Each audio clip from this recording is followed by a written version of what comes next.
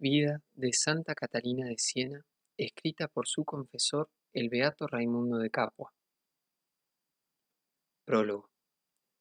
David, hijo de Isaí, profeta de Cristo, cantor admirable de Israel, hablando de la venida de nuestro Señor al mundo, dice: que estas cosas sean escritas para otra generación, y el pueblo que será creado alabará al Señor. El santo Job, queriendo anunciar la resurrección, exclamaba: ¿quién me permitirá escribir estas palabras? ¿Quién me dará escribirlas en un libro con pluma de hierro y grabarlas en láminas de plomo o esculpirlas en la roca? Estas palabras de las Santas Escrituras nos dan a entender que todo aquello que puede glorificar a Dios y ser útil a los hombres no ha de ser contado para un solo pueblo o un siglo, sino que debe escribirse y enseñarse a los que serán como a los que son. Salomón decía: una generación pasa y otra viene en pos de ella. No es justo que una generación no más recoja lo que a todas es útil, y que las obras de la divina sabiduría, dignas de ser eternamente celebradas, solo un día sean encarecidas. Por esta causa, repitió Moisés los principios de la creación y la historia del humano linaje hasta su tiempo. Samuel, Esdras y otros profetas continuaron su relación y nos conservaron sus palabras inspiradas. Los evangelistas ocupan por su dignidad el primer puesto entre los historiadores, pues no solamente anunciaron la palabra de Dios, sino que la consignaron por escrito, y una voz grande dijo a uno de ellos: lo que ves, escríbelo en un libro.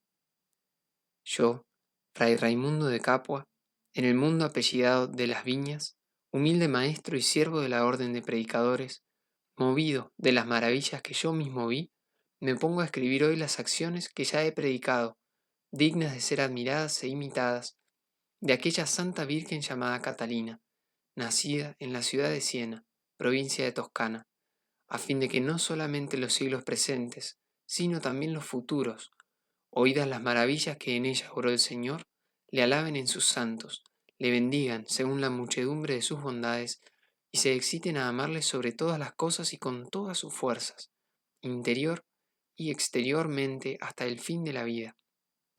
Protesto, para seguridad de los que este libro leyeren, y pongo por testigo a la infalible verdad, que en mi narración nada hay de ficción ni mentira, y que los hechos van contados tan fielmente como mi debilidad lo permite.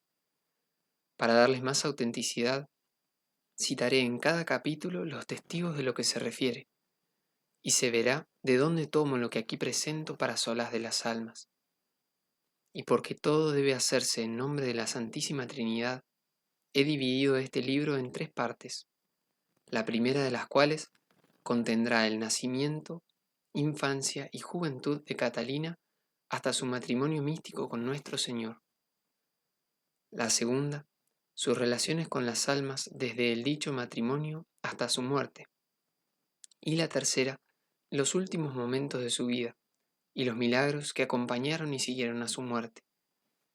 No tengo la pretensión de decirlo todo, como algunos quisieran, que para esto sería necesario un gran volumen que en mis días no podría terminarlo.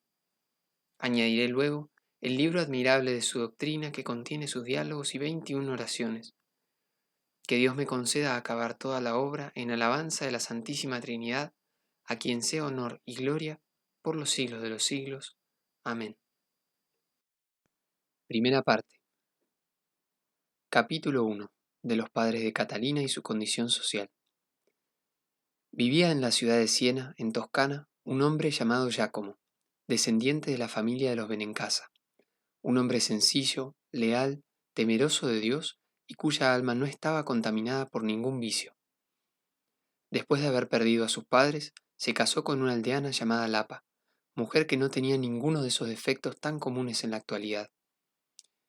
Era trabajadora, prudente y conocedora de las cosas del hogar. Como todavía vive, aquellos que la conocen pueden dar testimonio de sus cualidades. El matrimonio vivió en paz, y aunque de clase humilde, gozó de cierta posición entre sus conciudadanos, disfrutando además de bienes de fortuna superiores a su categoría social. Dios los bendijo con numerosa descendencia, que ambos cónyuges se encargaron de guiar por los caminos de la virtud.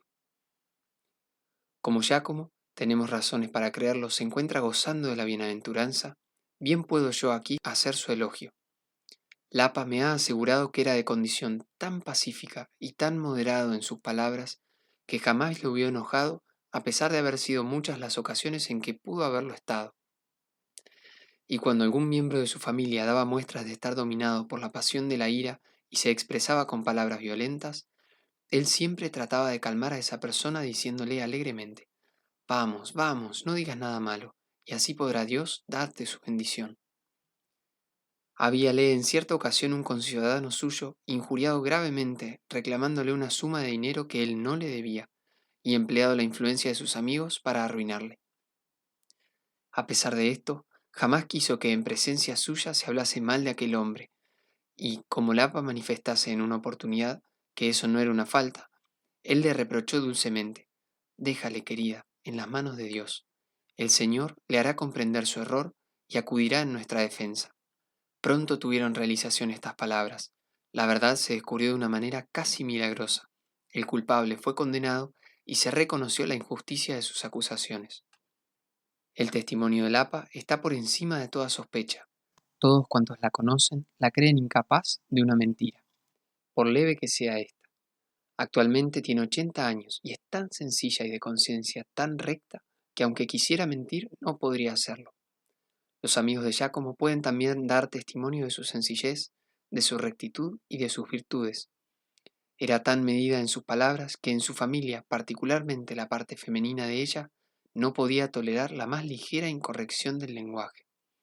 Una de sus hijas, de nombre Buenaventura, se casó con un joven llamado Nicolás, de Siena. Este joven recibía en su casa a amigos de su edad, cuya conversación era a veces un tanto libertina. Esta fue la causa de que la esposa empezase a sentirse tan deprimida que lentamente empezó a resentirse su estado de salud. Inquirió Nicolás la causa de este profundo malestar, a lo que ella contestó: Jamás he oído en casa de mi padre lenguaje parecido al que se emplea en esta. Mi educación ha sido muy distinta, y te aseguro que si las cosas continúan así, pronto acabarán con mi vida. Tal respuesta inspiró al esposo un gran respeto hacia ella y hacia su familia. Prohibió a sus amigos que pronunciasen delante de la joven palabras que pudieran ofender sus oídos. Obedecieron ellos, y de esta manera la corrección que reinaba en el hogar de Giacomo sirvió para suprimir la licencia de lenguaje que inficionaba la de su yerno. La ocupación de Giacomo era preparar los tintes usados para el teñido de lanas, de donde provino su sobrenombre de tintorero. La hija de este virtuoso artesano estaba destinada a ser esposa del Rey de los cielos. Lo relatado anteriormente ha llegado a mis oídos de boca de la misma Catalina, o bien de los religiosos o seglares que fueron vecinos, amigos o parientes de Giacomo. Capítulo 2. Nacimiento de Catalina, su infancia, circunstancias maravillosas. Lapa dio a luz de un solo parto a dos delicadas criaturas de sexo femenino, y no pudiendo criar a ambas, se vio en la necesidad de confiar una de ellas a manos extrañas. Púsoles los nombres de Catalina y Juana. La segunda no tardó en volver al cielo con la gracia bautismal, y Catalina, que fue elegida por la madre para criarla a sus pechos, vivió lo suficiente para ser una gran santa y salvar muchas almas con el ejemplo de sus virtudes. Lapa se consoló pronto de la muerte de la otra hija, consagrando a la superviviente sus más tiernos cuidados. Más de una vez reconoció la buena mujer que amaba a ésta más tiernamente que a los demás hijos, sin duda porque fue la única, entre los 25 que tuvo, a quien pudo dedicar sus atenciones maternales. Catalina fue criada como algo que pertenece a Dios desde el instante de su nacimiento.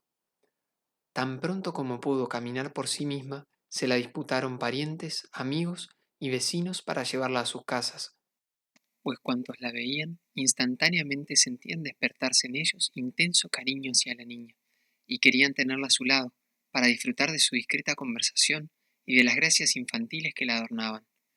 Encontraban tanto placer en su compañía que no la llamaban Catalina, sino Eufrosina, palabra que significa alegría, satisfacción. Es muy probable que aquellas gentes ignorasen este significado, y por otra parte ignoraban lo que yo supe más tarde, y es que Catalina había resuelto imitar a Santa Eufrosina, y puede haber ocurrido también que en su media lengua infantil hubiese proferido alguna palabra parecida a Eufrosina, y los que la oyeron empezaron a llamarla con este nombre. En su adolescencia realizó cuanto prometía a su infancia. Sus palabras poseían un extraño poder para inclinar las almas hacia Dios. Tan pronto como alguien conversaba con ella, sentía que el corazón se despojaba de tristezas, que olvidaba las penas y los sinsabores de la existencia y una paz inenarrable se apoderaba de su espíritu, algo así como debió ocurrirles a los apóstoles en el monte Tabor, cuando uno de ellos exclamó: «Es bueno que permanezcamos aquí». Apenas había cumplido los 5 años, recitaba un Ave María arrodillándose en cada peldaño de la escalera de su casa, siempre que subía o bajaba por la misma. Desde entonces, según ella misma me manifestó, empezó a elevar el pensamiento de las cosas visibles a las invisibles. Dios se dignó recompensar sus piadosos sentimientos y alentarla para perseverar en ellos, enviándole una maravillosa visión. Tenía Catalina 6 años de edad cuando su madre la envió juntamente con su hermanito Esteban a la casa de la hermana de ambos, Buenaventura, para llevar a ésta un recado. Cumplida la comisión, los niños regresaban a su casa por un lugar conocido por el nombre de Valle Piata, cuando Catalina, levantando los ojos al cielo, vio enfrente a ella, en dirección a la iglesia de los frailes predicadores, un espléndido trono ocupado por nuestro Señor Jesucristo, vestido con ropas pontificiales y adornada la sagrada frente con una tiara. A su lado estaban San Pedro, San Pablo y San Juan Evangelista. La niña permaneció rígida, extasiada en la contemplación de aquel que así se manifestaba a ella para cautivar de una manera más completa su devoto corazón. El Salvador le dirigió una mirada llena de serena majestad, le sonrió con benigna ternura y tendiendo la mano le echó la bendición en la forma que lo hacen los obispos. Mientras ella estaba contemplando así a nuestro Señor, su hermanito Esteban continuó su camino, creyendo que Catalina le acompañaba. Al notar que ella se había quedado atrás, volvió la cabeza y vio que la niña permanecía ensimismada mirando al cielo. La llamó entonces y al no obtener contestación, volvió sobre sus pasos y tomándola de una mano le dijo: «Vamos, ¿qué estás haciendo ahí?». Catalina pareció despertar entonces de un profundo sueño. Miró a su hermano un instante y le dijo: «Si hubieses visto lo que acabo de ver yo, no me habrías sacado de tan dulce contemplación». Sus ojos volviéronse de nuevo hacia el cielo, pero todo se había desvanecido con gran sentimiento de Catalina, que empezó a llorar reprochándose haber bajado la mirada. A partir de ese instante, Catalina ya no pareció ser una criatura. Sus virtudes, su manera de ser, sus pensamientos fueron superiores a cuanto podía esperarse de su edad. El fuego del amor divino inflamaba su corazón e iluminaba su inteligencia, y todas sus acciones estaban de acuerdo con las normas del Evangelio. Según ella misma me manifestó, el Espíritu Santo, sin ayuda alguna humana, le reveló la vida que siguieron los padres del desierto y le propuso imitase a algunos santos, especialmente a Santo Domingo. Y fue tan grande el deseo que experimentó de seguir su ejemplo que no podía pensar en otra cosa que no fuese esto. Y con asombro de todos, buscaba lugares retirados donde poder castigar su frágil cuerpecito con unas pequeñas disciplinas. Permanecía en constante oración y para ello abandonaba los juegos propios de su edad. Sus palabras eran cada día más escasas y acortaba su ración de comida. El ejemplo de Catalina influía sobre otras niñitas de su edad que se reunían para oír sus piadosos razonamientos e imitaban en cuanto les era posible sus devotas prácticas. Se reunían en una habitación apartada de la casa, practicaban austeridades corporales con ella y rezaban el Padre Nuestro y el Ave María tantas veces como Catalina les decía. Esto era un preludio de lo que había de suceder después. Nuestro Señor se dignaba alentar estos actos de virtud por medio de manifiestas gracias. Su madre me dijo, y ella me lo confirmó después, que muchas veces cuando se disponía a subir la escalera de su casa, se sentía transportada por manos invisibles sin tocar el suelo con los pies y con tanta rapidez que la buena Lapa temblaba por temor de que fuese a caer. Así llegaba a lo alto de la escalera. Este prodigio ocurrió no solamente en presencia de la madre, sino a la vista de otras personas que estaban allí de visita. El conocimiento de la vida de los padres del desierto, de manera milagrosa le fuera revelado, la indujo a consagrarse a la vida solitaria, pero ignoraba la manera de llevar a cabo este proyecto. Y Dios, que la destinaba a llevar otro género de vida, no le facilitó los medios para realizarlo, dejándola con los sueños de su imaginación. Pero consecuente en su propósito, una mañana se puso en camino en busca del desierto, y habiéndose provisto prudentemente de un pan, dirigió sus pasos hacia la casa de su hermana Buenaventura, que vivía cerca de una de las puertas de la ciudad. Salió por fin de esta por primera vez en su vida, y tan pronto como alcanzó a ver el valle, y notó que las viviendas raleaban, creyó encontrarse cerca del desierto. Siguió andando hasta encontrar una especie de gruta, y entró en ella convencida de que había cumplido su deseo. Se arrodilló y oró fervorosamente, pero Dios, que aceptaba los piadosos deseos de su esposa, aunque tenía otros designios con respecto a ella, quiso dar muestra de lo gratas que le habían sido sus intenciones. Apenas había empezado su fervorosa oración, fue levantándose lentamente del suelo hasta tocar con la cabeza la bóveda de la gruta, y así permaneció hasta la hora de nona. Por fin, a la hora en que el Salvador terminó sus sufrimientos en la cruz, descendió nuevamente a tierra, y el Señor le reveló entonces que el momento de su sacrificio no era llegado aún, y que debía retornar a la casa de sus padres. Al abandonar la gruta, se sintió perpleja con respecto al camino que debía seguir para volver a casa, temiendo por otra parte que su ausencia tan larga hubiese alarmado a su familia. Entonces se encomendó a Dios, y en un abrir y cerrar de ojos la santa niña fue transportada hasta las puertas de Siena, desde donde volvió rápidamente al hogar. Nunca manifestó a nadie este episodio de su vida, a no ser a sus confesores, entre los cuales el autor de este libro se considera el más indigno. Capítulo 3, que trata del voto de virginidad hecho por Catalina y de un acontecimiento ocurrido en sus primeros años. La aparición de nuestro Señor ejerció tan poderosa influencia sobre el corazón de Catalina que en él quedaron destruidos los gérmenes del amor propio, el que fue sustituido por el de Jesús y el de su Santa Madre, la Virgen María. Todo lo que no fuese esto le parecía miseria y corrupción, y su deseo supremo fue unirse más y más con su Salvador.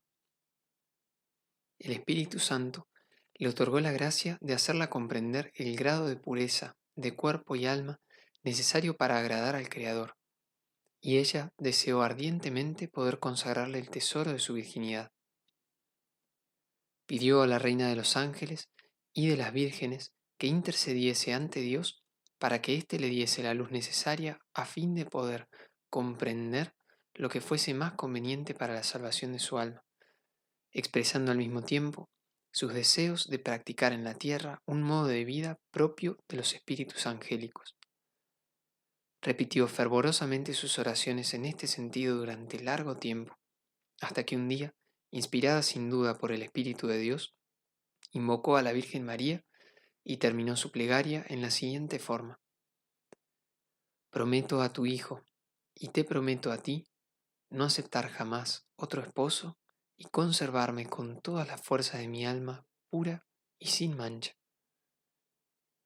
De esta manera quedó Catalina unida a su divino esposo por el voto de virginidad, y la bienaventurada Madre de Jesús llevó a cabo la ceremonia nupcial, que se realizó de una manera milagrosa, según veremos en el transcurso de nuestra narración.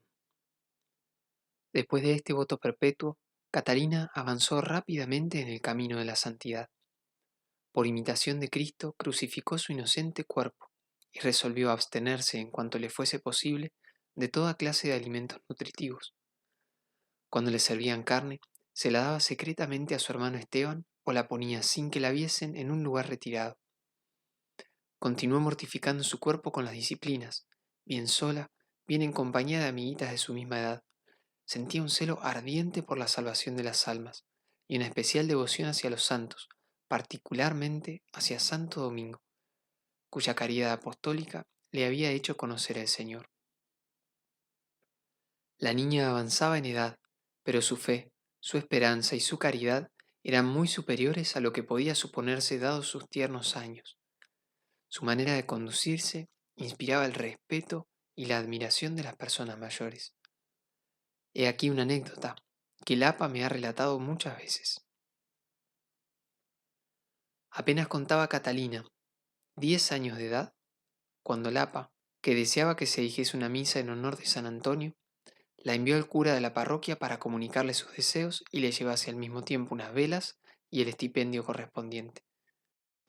La piadosa niña cumplió el encargo de su madre y, dejándose llevar por su devoción, se quedó para asistir al santo sacrificio, no volviendo a casa hasta que éste hubo terminado. La madre, cuya intención era que regresase una vez que hubiese hablado con el sacerdote, juzgó que su ausencia se había prolongado demasiado y la reprendió con alguna aspereza, y hasta echó una maldición contra las personas que, a su entender, pudieron haberla retenido en el camino. La niña escuchó la reprimenda sin replicar, pero momentos después llamó a su madre aparte y con humildad, no exenta de cierta gravedad, le dijo: «Querida madre, cuando cometa una falta o ejecute mal tus órdenes, castígame si es tu voluntad y oblígame a hacer mejor las cosas, pero te ruego encarecidamente que no maldigas a nadie por culpa mía, porque eso es impropio de tus años y a mí me causa mucha pena». La madre quedó muy sorprendida por la lección que acababa de darle la criatura, y más edificada aún que sorprendida cuando supo que Catalina había tardado por asistir a la Santa Misa y no jugando por el camino como ella había creído. Capítulo 4. Del relajamiento en el fervor de Catalina que Dios permitió para aumentar su gracia, y de su gran paciencia para sufrir persecuciones por el amor de Cristo. La sabiduría increada, que gobierna todas las cosas, permite a veces la caída de sus santos, de manera que puedan éstos levantarse de nuevo y servirle con mayor fervor, avanzar con renovada prudencia en el camino de la perfección y conseguir más espléndidas victorias contra el enemigo de su salvación. Cuando Catalina, que había consagrado a Dios su virginidad, llegó a la edad de 12 años, nunca salía sola de casa, de acuerdo con las normas establecidas con respecto a las mujeres solteras. Tanto sus padres como sus hermanos, que ignoraban la solemne promesa de la niña, pensaron en encontrarle un compañero digno de sus méritos, y procuraron, la madre sobre todo, que su aspecto exterior estuviese de acuerdo con tal propósito. Por consiguiente, la obligó a peinarse el cabello de una manera adecuada, le compró vestidos propios de un adolescente que desea hallar hombre con quien ha de unirse en matrimonio, y la instó a que tanto el rostro como el cuello y los brazos estuviesen adornados como para agradar al supuesto pretendiente. Catalina, cuyos propósitos eran muy otros, se los ocultó a sus padres por temor a desagradarles, sometiéndose a las exigencias maternas, aunque contra su voluntad. Lapa, que no dejó de notar la repugnancia con que se prestaba Catalina a sus exigencias, sintióse disgustada y llamó en su ayuda a su hija Buenaventura, a quien pidió tratase de convencer a la jovencita de que debía vestir y adornarse de acuerdo con su edad. Conocía muy bien el cariño de Catalina hacia su hermana, y por consiguiente confiaba en la influencia que ésta podría ejercer sobre aquella. No se engañó Lapa en sus presunciones, pues tanto con la palabra como con el ejemplo influyó Buenaventura de tal manera el ánimo de su hermana que ésta empezó a dedicarse al cuidado de su toilette sin que por eso renunciara al voto formulado.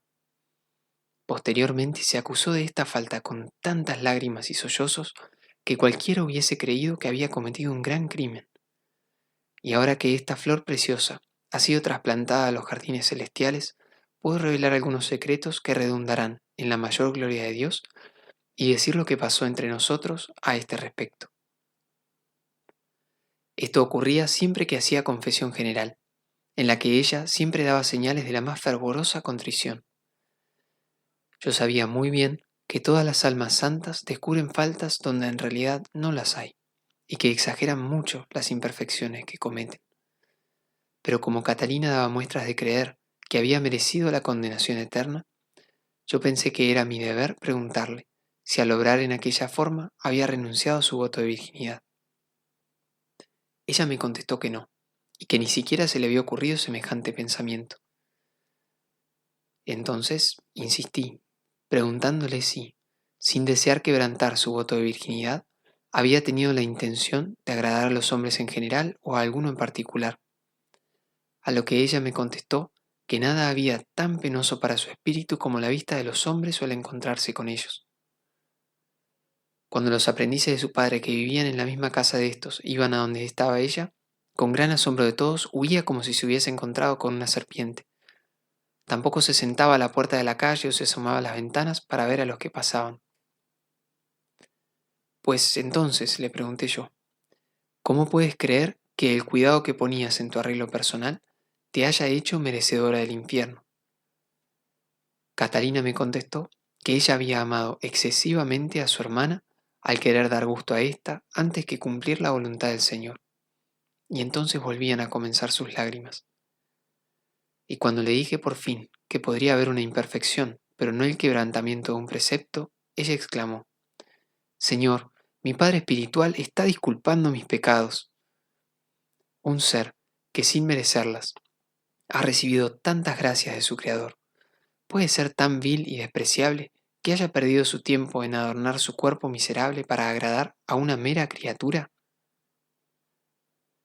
Esta conversación prueba que aquella hermosa alma estuvo siempre libre de pecado mortal, que conservó siempre la virginidad de su cuerpo y alma, y que jamás manchó su pureza ni de hecho ni de palabra.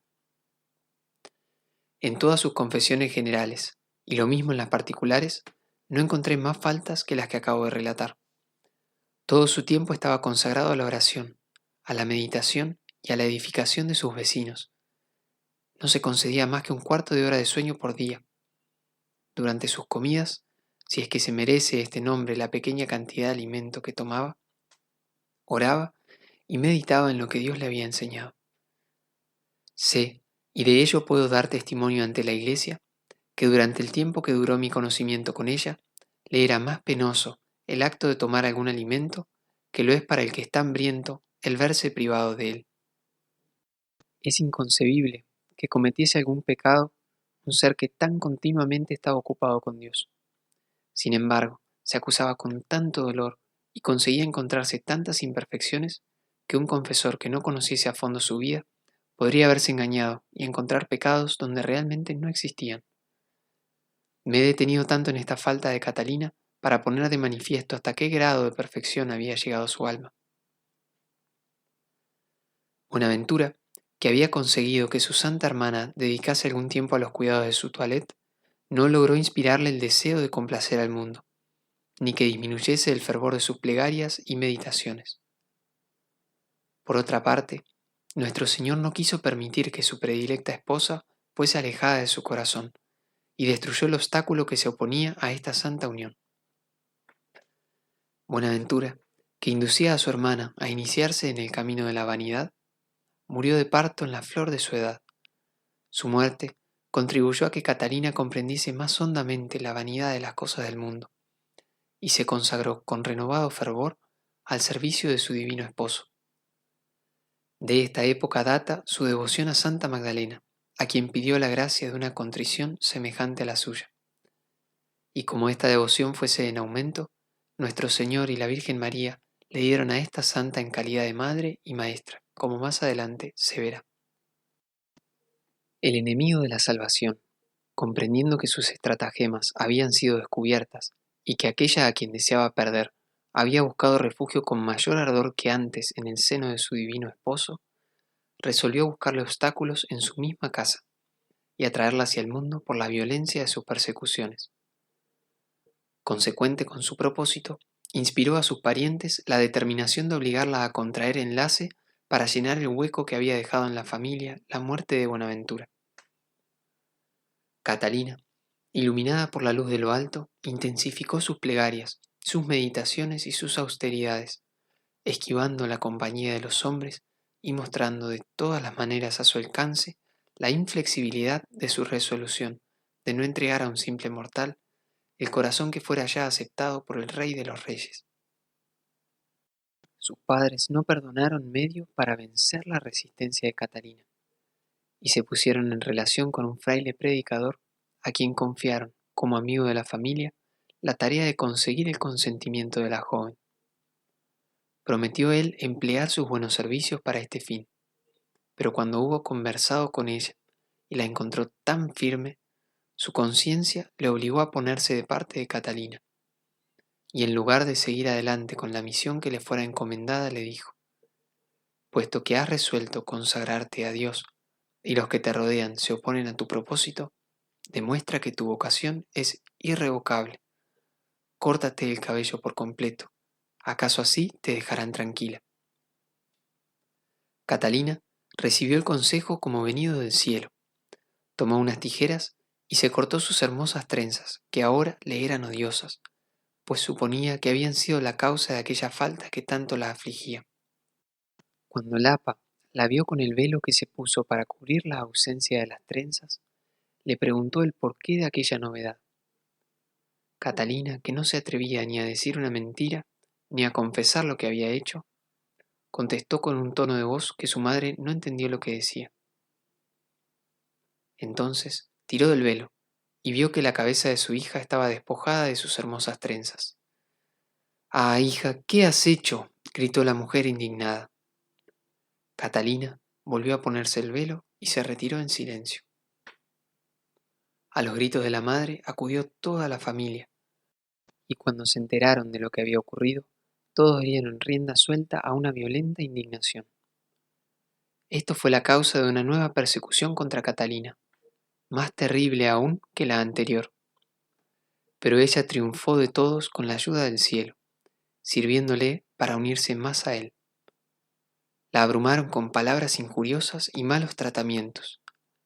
Le dijeron que tenía que dejarse crecer nuevamente el cabello y que no disfrutaría de un solo instante de paz hasta tanto que no consintiese en obedecer a sus determinaciones. También resolvió la familia que en lo sucesivo desempeñaría las funciones más humildes de la casa. Despidieron a la ayudanta de la cocinera y la sustituyeron con ella. Diariamente la llenaban de afrentas, aun de aquellas que son más sensibles para los corazones femeninos, y al mismo tiempo le proponían que aceptase contraer enlace con una persona de elevada posición, no escatimando medios para obligar a Catalina a aceptar. Pero ella, en vez de ceder, cada día se sentía más fuerte con la ayuda de la divina gracia. El Espíritu Santo le había enseñado la manera de concentrarse en lo más hondo de su alma y desafiar desde este retiro cualquier impulso que la inclinase a ceder en sus propósitos. Cuando fue obligada a dejar la habitación que ocupaba en la casa de sus padres, nadie ni nada pudo sacarla de este refugio interior, cumpliéndose aquella sentencia del Evangelio que dice: el reino de Dios está dentro de nosotros mismos. Por otra parte, ya había dicho el profeta: toda la gloria de la hija del rey está en su interior. El Espíritu Santo inspiró también a Catalina los medios para soportar las afrentas y mantener en medio de sus tribulaciones la paz de su alma. Se imaginaba que su padre representaba al Salvador y su madre a la Santísima Virgen. Sus hermanos y parientes eran para ella los apóstoles y los discípulos del Señor. De aquí que sirviese a todos ellos con tanta devoción y placer que los asombraba. De esta manera tenía gusto en complacer a su divino esposo. La cocina se convirtió para ella en un santuario, y cuando se sentaba a la mesa, alimentaba su espíritu con la presencia, visible para ella sola, del Salvador. Oh riqueza de la sabiduría eterna, cuán numerosas y admirables son tus maneras de ayudar a quienes tienen depositada su esperanza en ti. tú puedes sacarlos en salvo de cualquier peligro y conducirlos a puerto seguro en medio de las más grandes tempestades. Catalina meditaba en la recompensa que el Señor le había prometido y sufría todas estas pruebas no solo con paciencia, sino con alegría, y su espíritu rebosaba en los más dulces consuelos mientras desempeñaba sus obligaciones. Como no se le permitía tomar una habitación para ella sola, sino que tenía que compartir la de otra persona de la familia, eligió la de su hermano Esteban, que estaba soltero. Además, podía aprovechar la ausencia de éste durante todo el día, así como su profundo sueño por la noche, para entregarse a sus oraciones. Imploraba en ellas a Dios que se dignase proteger su virginidad, repitiendo como Santa Cecilia aquel verso del salmista: Haz, Señor, mi corazón y mi cuerpo inmaculados. Su devoción le comunicó tales energías que a medida que aumentaban las persecuciones crecía su goce espiritual, y sus hermanos, que la observaban constantemente, no podían por menos que decirse unos a otros: estamos vencidos. El padre, que era mejor que los demás, observaba en silencio su manera de conducirse, y cada día se fue convenciendo más de que la santa jovencita seguía la inspiración de Dios, y no las fantasías de una muchacha obstinada y caprichosa. Un día, mientras la sierva del Señor oraba fervorosamente en el cuarto de su hermano, con la puerta abierta, pues le había prohibido que la cerrase, su padre entró para tomar algo que necesitaba en la ausencia del muchacho. Al pasear la mirada en torno, vio a su hija arrodillada en un rincón con una paloma, blanca como la nieve, posada sobre la cabeza, y que, al acercarse él, voló, dándole la sensación de que había desaparecido a través de la madera de la ventana. Preguntó a Catalina con respecto a la paloma, y ella contestó que no la había visto, ni sabía que hubiese en el cuarto pájaros de ninguna clase. Esto la llenó de asombro y despertó en su espíritu serias reflexiones. Catalina sentía fervientes deseos de realizar el proyecto que había acariciado desde la infancia, o sea, vestir el hábito de la orden fundada por Santo Domingo, con la esperanza de que así podría cumplir más fácilmente su voto de virginidad. Consecuente con este deseo, oraba continuamente a Dios por la intercesión de aquel santo, que tanto celo había desplegado por la salvación de las almas, y nuestro Señor la alentó con la siguiente visión. Durante el sueño, le pareció ver a los fundadores de las distintas órdenes religiosas, entre los cuales estaba Santo Domingo, a quien reconoció por un lirio de deslumbrante blancura que tenía en la mano y que ardía sin consumirse. Todos ellos, y cada uno en particular, la invitaron a elegir una orden donde servir a Dios más perfectamente. Catalina se volvió hacia Santo Domingo, a quien vio avanzar hacia ella y ofrecerle un hábito de las hermanas de la penitencia, que son muy numerosas en Siena. El santo le dirigió entonces las siguientes consoladoras palabras: Hija, ten valor, no te desalientes, no temas obstáculo alguno, porque pronto llegará el día en que vistas el piadoso hábito que deseas. Esta promesa llenó su corazón de alegría, dio las gracias a Santo Domingo, y de sus ojos brotaron abundantes lágrimas, que la despertaron, volviéndole el uso de sus sentidos. Esta visión la confortó, dándole tantos ánimos, que ese mismo día reunió a sus padres y hermanos y con gran firmeza les dijo: Hace mucho tiempo que habéis resuelto que yo debo casarme, y habéis hecho fuerza para que lo haga. Sabéis muy bien que miro con horror ese proyecto, y mi conducta debe haberos convencido de ello. Sin embargo, hasta ahora no he tenido una explicación con vosotros por el respeto que debo a mis padres, pero mi deber me obliga a no seguir callando. Debo hablaros con sinceridad, haceros saber el compromiso que he adquirido y que no data de ahora, sino de mi más tierna infancia. Sabed, por consiguiente, que he hecho voto de virginidad, y no con ligereza, sino deliberadamente y con perfecto conocimiento de lo que hacía. Ahora que tengo más edad y un conocimiento más perfecto de la naturaleza de mis actos, insisto, con la gracia de Dios, en mi resolución, y será más fácil pulverizar una roca que hacerme desistir de mi propósito.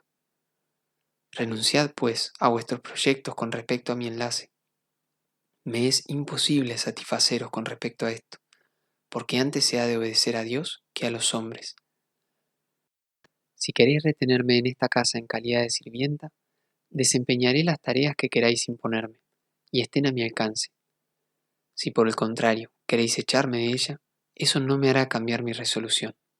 Mi esposo es dueño de todas las riquezas del cielo y de la tierra, y su poder me protegerá, y me proveerá abundantemente todas mis necesidades. Al oír estas palabras, todos los presentes se fundieron en lágrimas en forma tal que ninguno acertó a contestar. La hasta entonces temerosa y callada jovencita acababa de manifestar con calma y firmeza su resolución irrevocable. Estaba dispuesta a dejar la casa de sus padres, juntamente con todo lo que esto suponía, antes que renunciar a ella. Cuando la emoción de los presentes se hubo calmado, el padre, que amaba tiernamente a Catalina y temía aún más a Dios, recordó el misterioso incidente de la paloma juntamente con otros detalles, no menos significativos, que observara en la vida de su santa hija, y dio la siguiente respuesta. El Señor nos guarde de oponernos más a la resolución que Él te ha inspirado. La experiencia nos demuestra, y ahora lo vemos con toda claridad, que no has procedido con ligereza, sino movida por la divina gracia. Cumple, pues, el voto que has formulado. Haz todo lo que el Espíritu del Señor te inspire, pues en lo sucesivo nadie se opondrá a ello. Persevera en tus piadosas prácticas y pide a Dios por nosotros para que seamos dignos de las promesas del esposo que te ha elegido en tan tierna edad. Y volviéndose a su esposa e hijos, agregó, que ninguno de los presentes contradiga a mi hija querida o intente desviarla de su piadosa resolución. Que sirva al Señor como ella quiere. Jamás podríamos pretender para ella una alianza mejor, pues no es un mortal a quien recibimos en nuestra familia, sino al hombre Dios, que nunca muere. Tras estas palabras, un poco de llanto, sobre todo de parte de la madre, que tan tiernamente amaba a su hija. Por su parte, Catalina se regocijó en el Señor, a quien dio gracias por la victoria que acababa de obtener. También agradeció humilde a sus padres la libertad que acababan de otorgarle, y se dispuso a hacer uso de ella de la mejor manera que le fuese posible. Capítulo 5, que trata de las austeras penitencias de la santa y de las persecuciones de su madre. Tan pronto como Catalina tuvo libertad para servir a Dios de acuerdo con sus fervientes deseos, se dedicó al cumplimiento de sus propósitos de la manera más admirable, procurándose una habitación independiente, donde le fue posible la soledad y el aislamiento necesarios para dar rienda suelta a su deseo de atormentar su inocente cuerpo. Sería imposible describir las austeridades que practicó y el ardor con que buscó la presencia de su divino esposo. Desde la infancia, Catalina apenas había probado la carne. Ahora se la prohibió de la manera más absoluta, y tanto se habituó a la privación de este alimento que terminó por no poder soportar el olor de él sin que su estómago se resintiese. Un día la encontré en estado de extrema debilidad, porque no había probado alimento alguno. Entonces hice que pusiesen un poco de azúcar en el agua que estaba a punto de beber. Al notarlo ella me dijo, «Veo que está usted deseoso de extinguir lo poco de vida que todavía me queda». Al preguntarle por qué me decía eso, me contestó que se había acostumbrado en tal forma a los alimentos desabridos que cualquier cosa dulce la enfermaba. Lo mismo le ocurría con cualquier alimento de origen animal. En cuanto al vino, lo tomaba tan mezclado con agua que no conservaba ni el sabor ni el olor característicos y apenas se veía en él algo que recordase la rica coloración de los vinos del país. A la edad de 15 años, renunció por completo a él y bebía únicamente agua pura. Y restringiendo día por día la cantidad de alimentos, llegó a no comer más que un pedacito de pan y algunos vegetales sin cocer. Su cuerpo estaba desfallecido a consecuencia de la debilidad y sometido a insoportables indisposiciones. El estómago era incapaz de desempeñar sus funciones, y sin embargo, la falta de alimento no disminuía su resistencia física. Su existencia era un milagro, y los médicos que lo reconocieron me manifestaron que el caso no tenía explicación científica. Durante todo el tiempo que tuve el privilegio de ser testigo de su vida, no tomó alimento ni ingirió bebida en cantidad suficiente para sostenerla, y sin embargo, lo soportaba con alegría, aunque a costa de grandes sufrimientos y extraordinaria fatiga. Guardémonos de suponer que esto era consecuencia natural de una dieta determinada y una abstinencia metódica y gradual. Para mí, es evidente que su resistencia estaba mantenida por el ardor de su espíritu, porque cuando éste sobreabunda y se sacia con el alimento celestial, el cuerpo soporta fácilmente el tormento del hambre. Su lecho estaba formado por unas tablas sin cobertura de ninguna clase.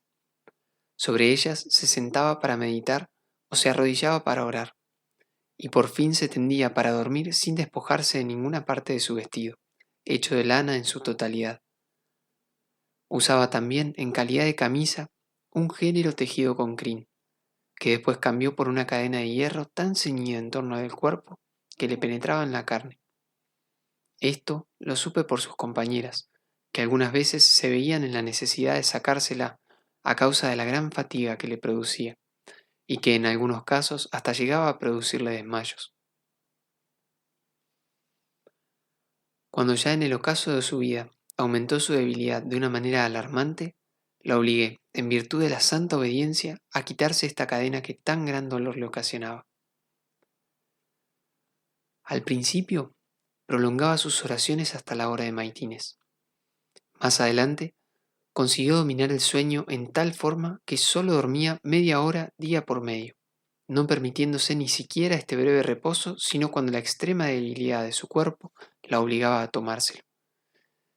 Según me confesó en cierta ocasión, ninguna victoria sobre sí misma le costó tanto, ni ninguna fue tan difícil de conseguir como la referente al sueño.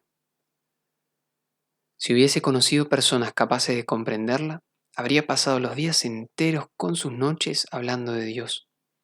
Sus discursos, en vez de debilitarla, parecían fortalecerla, pues cuando hablaba de las cosas santas, parecía recobrar el vigor de la juventud, y al terminar de hablar caía en la languidez, y la abandonaba la energía de que acababa de dar muestra en forma maravillosa. Algunas veces me hablaba de los profundos misterios de Dios, y como ella no se cansaba nunca, y yo no poseía la sublime elevación de su espíritu, me dormía. Ella, absorta en Dios, no se daba cuenta y seguía hablando. Cuando se percataba de que yo me había dormido, me despertaba elevando el tono de voz, recordándome que estaba perdiendo preciosas verdades y consideraciones al dejarla que hablase a las paredes. Léanse las vidas de los padres del desierto. Recórranse las páginas de las Sagradas Escrituras. En vano tratará de encontrarse un caso parecido. En esos relatos leemos que Pablo el ermitaño vivió durante largos años en la soledad, pero milagrosamente un cuervo le llevaba todos los días medio pan para que se alimentase. El famoso San Antonio practicó asombrosas austeridades, pero le animaba en su penitencia el ejemplo de otros ermitaños que le visitaban en su retiro, pues según refiere San Jerónimo, que el santo ermita Hilarión fue durante su juventud a verlo y enseñarle los secretos de la vida solitaria, así como los medios de vencer al enemigo común de las almas. Los dos santos, Macario y Arsenio, y muchos otros, tuvieron maestros que les enseñaran los caminos del Señor. Todos ellos vivieron en la paz que les proporcionaba su retiro bajo la sombra protectora del mismo monasterio, mientras que Catalina vivió no en un convento ni en la soledad, sino en el seno de su familia, sin dirección espiritual y rodeada por obstáculos de todas clases, consiguiendo a pesar de todo un grado tal de obediencia jamás alcanzado por ningún otro santo. Es cierto que Moisés ayunó 2 veces por un período de 40 días. Elías también repitió ese largo ayuno, y el Evangelio nos cuenta que el Salvador quiso darnos ejemplo haciendo lo propio. Pero estos largos periodos de abstinencia fueron hechos aislados. Cuando Juan el Bautista fue llevado por el Espíritu de Dios al desierto, su alimento consistió en miel y langostas, pero esto no era un ayuno absoluto. Se cuenta de Santa Magdalena que ayunó durante 33 días, habiéndose retirado para este fin a una cueva cavada en cierta roca que aún se muestra a los fieles. Los ejemplos que acabo de citar nos dan a entender con cuánta magnificencia y con qué inextinguible bondad enriquece Dios a sus santos al conducirlos por el camino de la perfección. Demuestran también las admirables virtudes de Catalina, y que la Iglesia bien puede decir de ella sin desmedro ni injuria para los otros santos, ninguna se encuentra semejante a ella. El infinito poder de Dios que santifica a las almas puede otorgarles, cuando lo cree conveniente, una gloria particular. Un hecho más servirá de broche a todo lo que he dicho de Catalina con respecto a este punto, y hará comprender a mis lectores hasta qué extremo había debilitado su cuerpo y sometido su entendimiento. Según me informó su propia madre, antes de iniciar sus penitencias poseía una resistencia física tan extraordinaria que fácilmente podía cargar sobre sus hombros un peso suficiente para un caballo y subir con él rápidamente los 2 pisos que tenía la casa. Su cuerpo era 2 veces más fuerte y tenía el doble de peso que a los 18 años. Sin embargo, llegó a estar tan débil que solo un milagro podía sostenerla. Cuando yo la conocí, el espíritu había agotado en tal forma sus energías físicas que al verla cualquiera diría que su fin estaba muy próximo. Sin embargo, poseía admirables energías, sobre todo cuando se trataba de la salvación de las almas. Entonces olvidaba todas sus dolencias, y siguiendo el ejemplo de su patrona, Santa Magdalena, sufría en el cuerpo y oraba con el espíritu, el que comunicaba a sus miembros exhaustos la superabundancia de sus energías. La antigua serpiente, a quien ella había vencido, no cesó, sin embargo, en sus esfuerzos por atormentarla. Esta vez se dirigió a Lapa, a quien conocía y consideraba como verdadera hija de Eva, y consiguió, valiéndose del cariño de madre que la mujer profesaba a su hija, inmiscuirse en las penitencias de la santa. Cuando Lapa descubrió que Catalina dormía sobre unas tablas desnudas, la obligó por la fuerza a ir a su habitación, y la acostó en su propio lecho.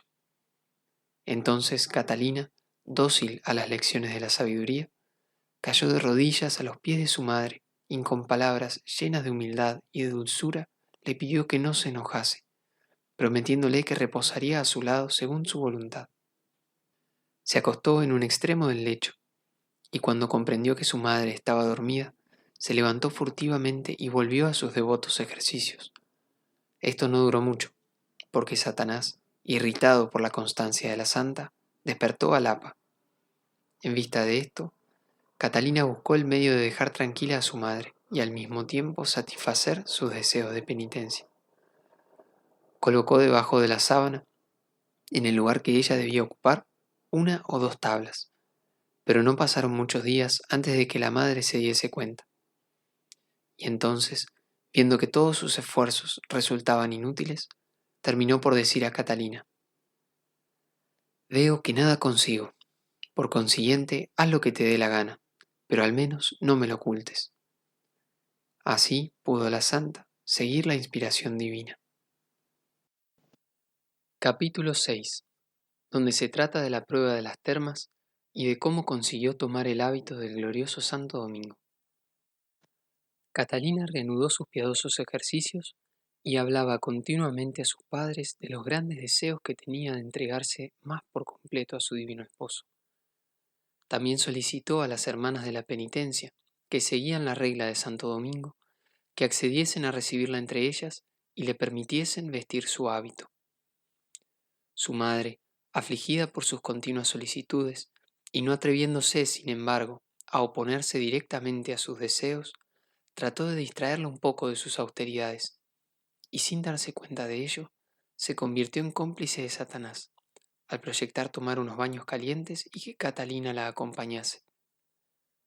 Pero la esposa del Señor combatió con armas invencibles, y todos los ataques del espíritu del mal redundaron en beneficio de ella y en acrecimiento de su santidad. En las termas encontró un medio de torturar su cuerpo, pues con el pretexto de bañarse mejor, se acercaba a los canales por donde penetraban en los baños las aguas sulfurosas y recibía en sus delicadas carnes un calor tal que la hacía sufrir más aún que la cadena de hierro que permanentemente llevaba ceñida al cuerpo. Cuando Lapa me refirió este episodio de la vida de Catalina, ésta me manifestó que había solicitado le permitieran bañarse cuando ya se habían ido las demás bañistas, pues estaba segura de que no le permitirían hacer lo que tenía pensado.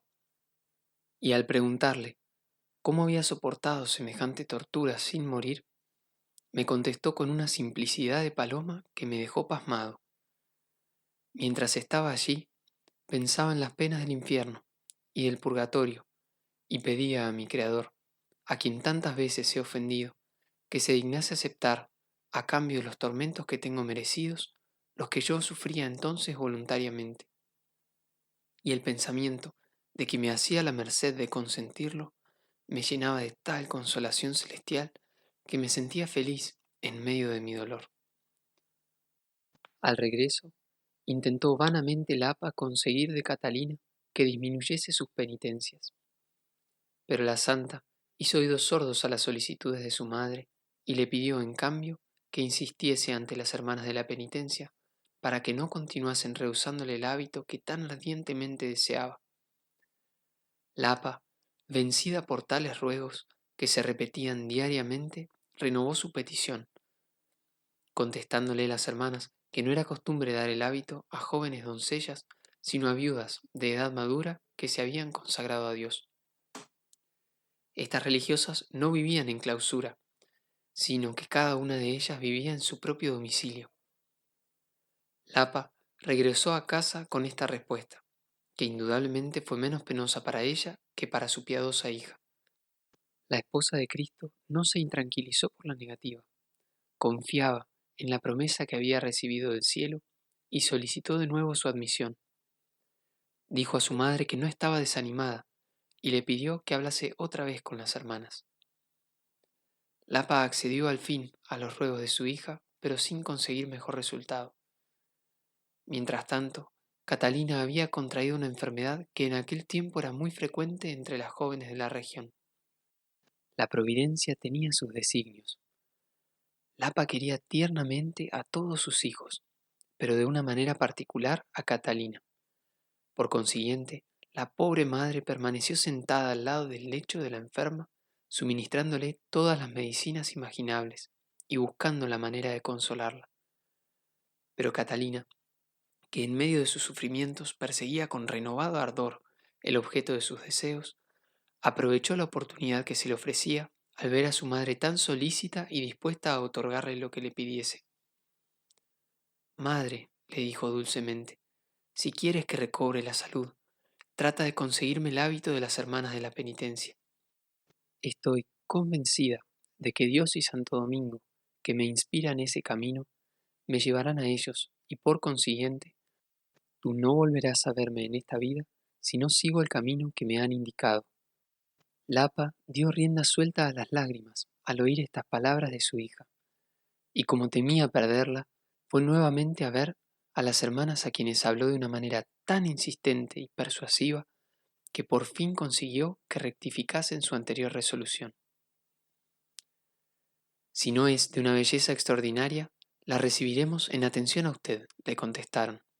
Pero si es demasiado linda, no podremos hacerlo, pues es nuestra obligación evitar los inconvenientes que pudieran sobrevenir de la malicia de los hombres, sobre todo en los tiempos que corremos. Lapa las invitó a que fuesen a su casa y juzgasen por sí mismas. Entonces, 3 o 4 hermanas, elegidas entre las más prudentes y de inteligencia superior, la acompañaron para ver a Catalina y juzgar acerca de su vocación. Por cierto que no pudieron formar juicio con respecto a su apariencia física, pues tenía todo el cuerpo cubierto por una erupción, consecuencia de la enfermedad que la desfiguraba por completo. Además, Su belleza no era excesiva aún estando en perfecto estado de salud, pero si no pudieron juzgar su aspecto con los ojos, la oyeron hablar con tan gran fervor y notaron en ella una sabiduría tan profunda que quedaron encantadas, comprendiendo que la madurez de su mente no estaba de acuerdo con su edad, ya que muy pocas personas entradas en años podrían compararse con ella en virtudes. Se retiraron, pues, las hermanas llenas de piadosa alegría y espiritual edificación, y dieron cuenta de su visita a sus compañeras, quienes, después de haber consultado el caso con los frailes de la orden, celebraron capítulo y admitieron a Catalina por unanimidad, hecho lo cual, anunciaron a la madre que en cuanto la aspirante se encontrase restablecida de su dolencia, podía ir a la iglesia de los frailes predicadores para recibir el hábito de Santo Domingo, con las acostumbradas ceremonias, en presencia de los hermanos y hermanas de la orden. Al recibir tan grata nueva, Catalina derramó lágrimas de alegría y dio fervorosas gracias a su divino esposo y a Santo Domingo, quien al fin cumplía su promesa. Le imploró también para que le devolviese la salud, no para librarse de los sufrimientos que la enfermedad le ocasionaba, sino para cumplir más prontamente el primero y más intenso deseo de su corazón. Sus ruegos fueron oídos, pues al cabo de pocos días se encontró completamente bien.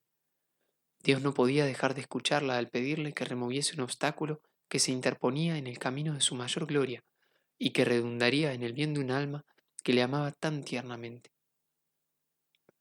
La madre buscó pretextos para retardar el feliz día de la recepción del santo hábito, pero todo fue en vano, pues tanto insistió Catalina que el día señalado no tuvo más remedio que acompañarla a la iglesia, donde en presencia de muchos hermanos y hermanas de la orden, así como de los frailes predicadores que dirigían la congregación, le fue impuesto el hábito, cuyos colores blanco y negro representan la humildad y la inocencia. Tengo para mí que ningún otro hábito habría sido tan adecuado para ella. Todo blanco o del todo negro habría tenido un significado incompleto. El color gris, proveniente de la mezcla de ambos, habría representado sus mortificaciones, pero no la brillante inocencia de su pureza virginal. Catalina fue la primera virgen recibida en Siena entre las hermanas de penitencia. Muchas la siguieron después, por lo cual bien pueden aplicarse las palabras del rey David. En seguimiento de ella, las vírgenes fueron presentadas al Señor. Si las hermanas hubieran reflexionado más seriamente, presumo que no habrían tardado tanto en acceder a sus solicitudes, pues Catalina era más merecedora que ellas de llevar un hábito que simboliza la inocencia y la humildad, ya que la inocencia de la virginidad es superior a la castidad de la edad madura. Capítulo 7. Origen y fundación de las Hermanas de Penitencia de Santo Domingo y su modo de vida. Los siguientes datos los he sacado de manuscritos que consulté en Italia, de informes suministrados por personas ancianas de la Orden y de la historia de nuestro bendito fundador Santo Domingo. Este glorioso defensor de la fe católica y valiente soldado de Cristo combatió tan victoriosamente las herejías surgidas en el sur de Francia y en Italia, que por su mediación y la de sus discípulos, según se demostró luego con motivo de su canonización, fueron convertidos en Lombardía solo más de 100.000 herejes. Pero el veneno del error había corrompido los entendimientos hasta el extremo que los beneficios eclesiásticos estaban usurpados por legos que los transmitían en herencia como si se tratase de bienes comunes. Los obispos se veían obligados a mendigar su propia subsistencia y por lo tanto carecían de autoridad para impedir semejantes abusos y se veían privados por carencia de medios materiales de ayudar a los pobres. Santo Domingo, que había elegido la pobreza como su propia porción, no quiso ver a la iglesia en tal estado de indigencia y resolvió poner cuanto estuviese a su alcance para devolverle su antigua opulencia. Consecuente con este santo propósito, reunió a varios seglares, a quienes había animado por el Espíritu del Señor, y organizó con ellos una piadosa milicia, cuyo fin era recuperar las riquezas de la iglesia y defenderlas, oponiéndose a la injusticia de los herejes. Aquellos que se enrolaron juraron hacer cuanto estuviese a su alcance para conseguir los fines propuestos, llegando, si fuese necesario, hasta el sacrificio de su fortuna y aun el de su propia vida. Pero como las esposas de estas personas podrían a veces ofrecer obstáculos a los fines de la congregación, Santo Domingo las indujo a prometer solemnemente que no se opondrían a los propósitos de sus maridos, sino que, por el contrario, les prestarían su decidida ayuda. Los asociados tomaron la denominación de Hermanos de la Milicia de Jesucristo, deseando el santo fundador distinguirlos de los demás seglares por algún signo exterior y señalarles algunas obligaciones particulares. Dispuso que los colores de sus vestidos, cualquiera forma que tuviesen, fuesen los del hábito que llevaban los religiosos de su orden, o sea, el blanco y el negro, símbolos de la inocencia y la humildad. Les impuso además la obligación de recitar cierto número de Padre Nuestros y Ave Marías, para suplir con ellos las horas canónicas cuando no podían asistir a los oficios divinos.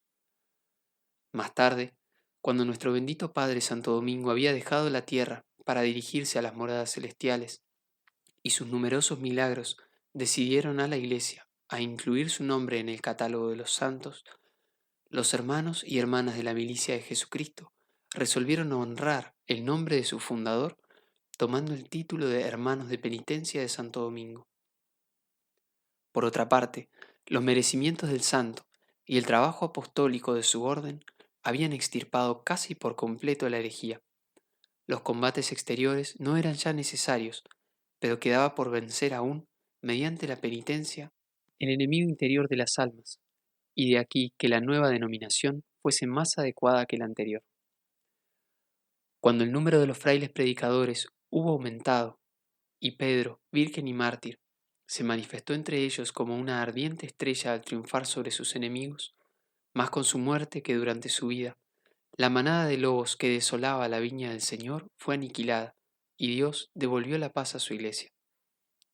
Las razones que promovieron la fundación de la milicia de Jesucristo no existían ya, y la asociación perdió por consiguiente su carácter militar. Cuando los hombres que formaron parte de ella murieron, sus viudas, habituadas a la vida religiosa que habían llevado, renunciaron a un nuevo matrimonio y perseveraron en sus prácticas piadosas hasta la muerte. Otras viudas que no habían contraído los mismos compromisos, pero que no querían casarse nuevamente, imitaron a las hermanas de penitencia y adoptaron su regla para purificarse de pasadas faltas. Gradualmente fue creciendo su número en las diversas ciudades de Italia, y los frailes predicadores fueron sus directores espirituales, de acuerdo con el espíritu de Santo Domingo. Pero como no había nada establecido con respecto a esta dirección, un fraile español, llamado Munio, religioso de santa memoria, que había gobernado a toda la orden, escribió la regla que aún subsiste. Esta regla no es en realidad lo que corresponde a una orden religiosa, pues no exige los 3 votos, que son la base de toda orden propiamente tal. Como las hermanas de penitencia fuesen aumentando en número y santidad, el soberano pontífice Honorio IV, en consideración de sus méritos, les concedió, mediante una bula, permiso para oír los oficios divinos en las iglesias de los frailes predicadores, aún en tiempo de entredicho. Juan XXII, después de haber promulgado la bula clementina, los begardos y beguinos declaró formalmente que sus prohibiciones no alcanzaban a las hermanas de penitencia de Santo Domingo, existentes en Italia, y cuya regla no necesitaba ninguna innovación. Capítulo 8. De los admirables progresos de Catalina en los caminos del Señor y de algunas gracias particulares que recibió. Catalina no pronunció los 3 votos de religión al tomar el hábito de Santo Domingo, pero tomó la resolución de cumplirlos fielmente. Con respecto a la castidad, no podía haber sido de otra manera, puesto que ya había formulado el de virginidad perpetua. Prometió, pues, obedecer al padre maestro de las hermanas de penitencia en todo cuanto le ordenase, y lo mismo con respecto a la superiora. Durante toda su vida fue tan fiel a esta promesa que en el lecho de su muerte pudo declarar a su confesor que no recordaba haber faltado una sola vez a ella. También observó de manera perfecta el voto de pobreza. Cuando vivía en la casa de sus padres, y reinaba en ella la abundancia, jamás tomó algo para sí misma, únicamente para dar limosna a los pobres, pues su padre le había dado amplias facultades con respecto a este punto. Amaba tanto la pobreza que, según confesó, nada podía consolarla de que ésta no existiese también en su familia, y pedía a Dios ardientemente que se dignase a hacer pobres a sus padres. Señor, solía decir, ¿no es mejor que te pida para mis padres y mis hermanos los bienes de la eternidad? Yo sé que los de la tierra van acompañados de peligros y enfermedades, por eso quiero que los míos no estén expuestos a ellos. Dios escuchó sus ruegos. Circunstancias extraordinarias redujeron a sus padres a una extrema pobreza sin culpa de ellos, como puede probarse con el testimonio de personas que los conocieron. Una vez establecidos estos cimientos, Catalina comenzó a construir el edificio de su perfección, aprovechando a la manera de industriosa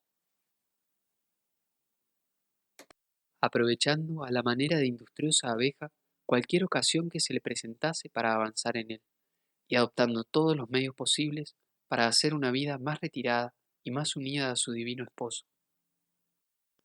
Con el fin de mantenerse incontaminada por el mundo, se propuso observar el más riguroso silencio, y no hablar, más que cuando tenía que hacerlo con su confesor en el sacramento de la penitencia.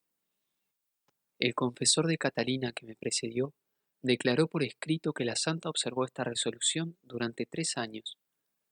Permanecía constantemente en su celda a no ser cuando iba a la iglesia, y no saliendo de ella ni aun para tomar su alimento, que como ya se ha dicho era tan escaso, y que jamás dejaba de derramar lágrimas al tomarlo, ofreciendo a Dios el tributo de su corazón ansioso de penitencia.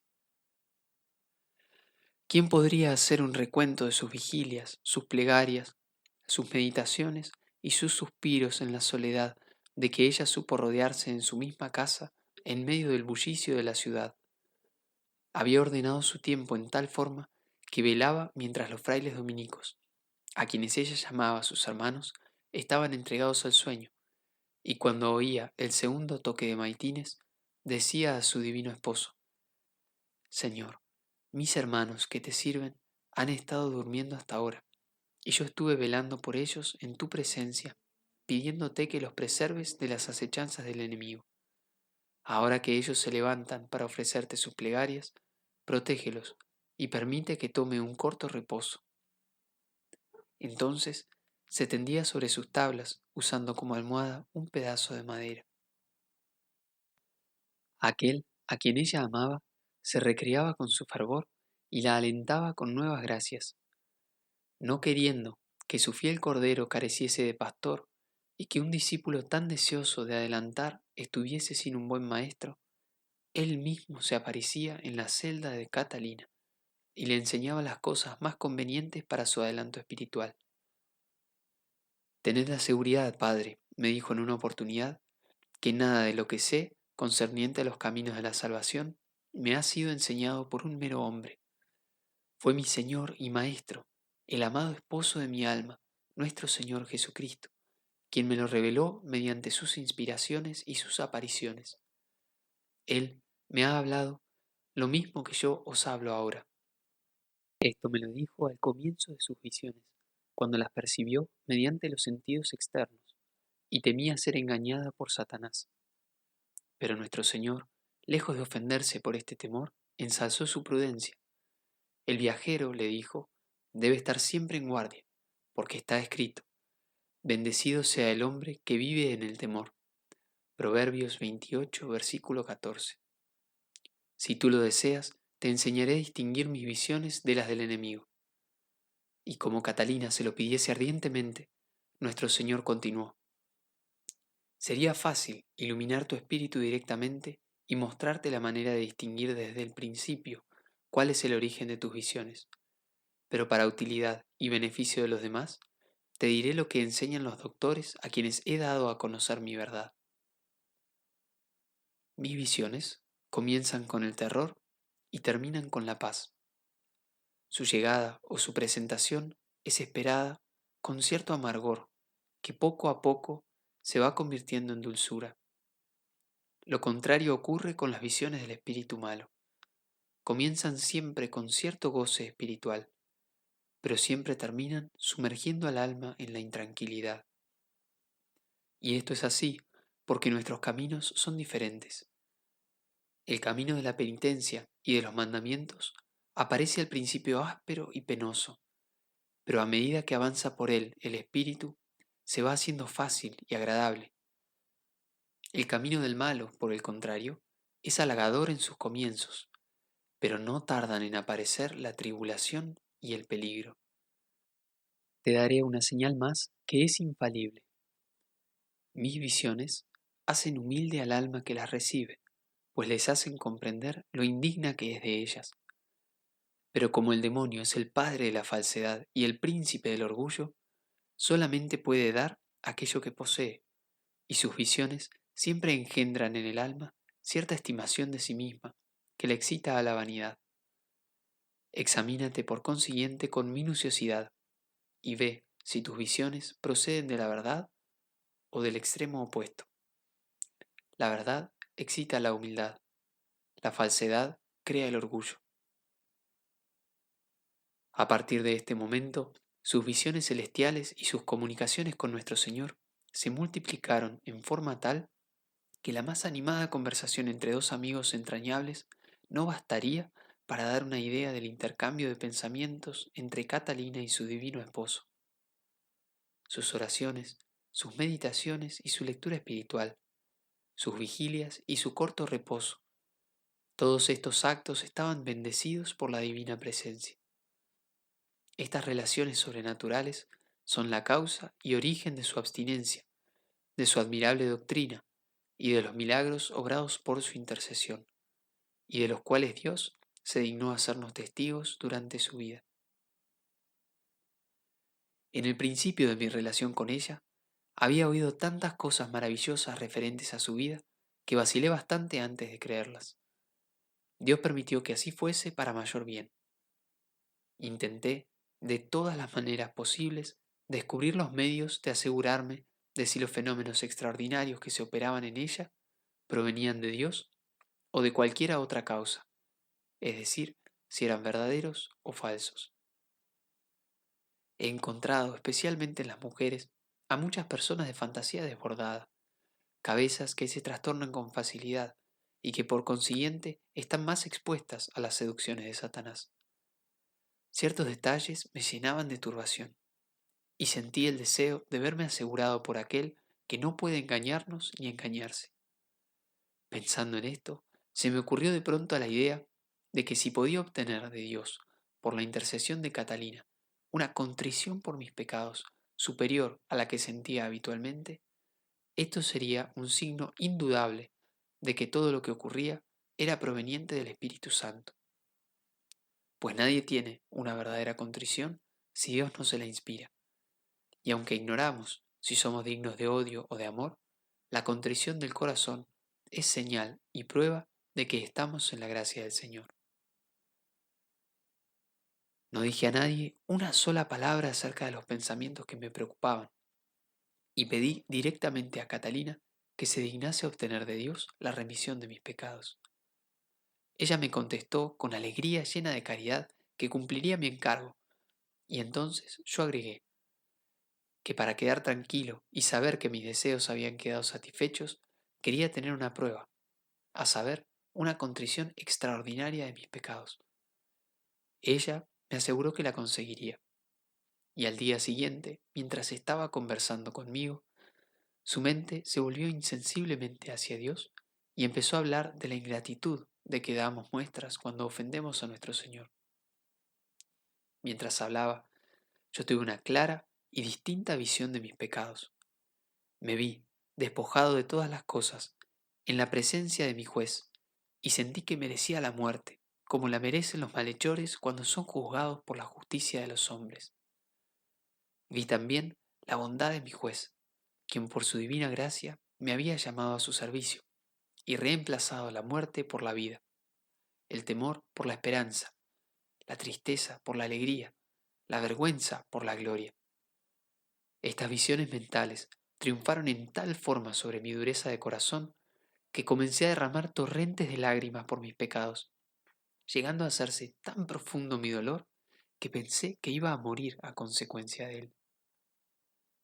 Catalina, cuyos ruegos habían sido escuchados, guardó silencio, dejándome entregado a mis lágrimas y sollozos. Momentos después, y cuando aún me duraba la sorpresa por aquella disposición de ánimo que acababa de sentir de una manera tan intensa, recordé mi pedido y la promesa que ella me había hecho la víspera. Y volviéndome hacia la esposa del Señor le dije, esto no es la gracia que pedí ayer. Es lo mismo, contestó ella y agregó, no olvide el don que acaba de hacerle el Señor. Mi compañera y yo quedamos llenos de gozo y de edificación, pero yo exclamé, como el incrédulo Santo Tomás, mi Señor y mi Dios. Otra prueba recibí de la santidad de Catalina, prueba que redunda en honor de ella y confusión mía. Estaba postrada en cama a consecuencia de sus sufrimientos, y me hizo saber que deseaba hablar conmigo con respecto a una revelación.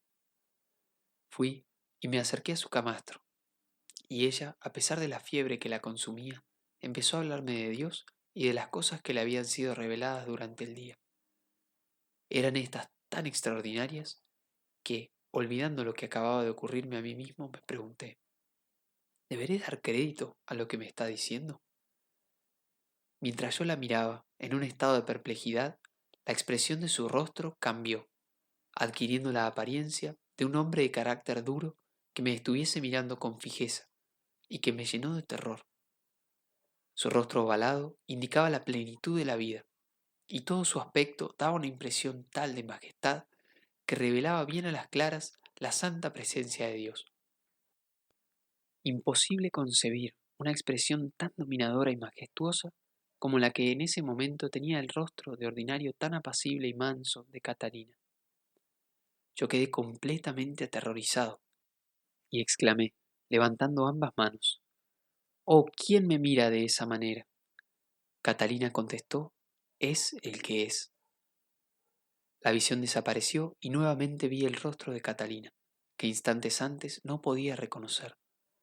Mi inteligencia fue iluminada entonces con tan abundante luz, sobre todo con respecto a lo que estábamos tratando, que entonces comprendí aquellas palabras del Señor cuando prometió la llegada del Espíritu Santo y les anunciará lo que ha de venir.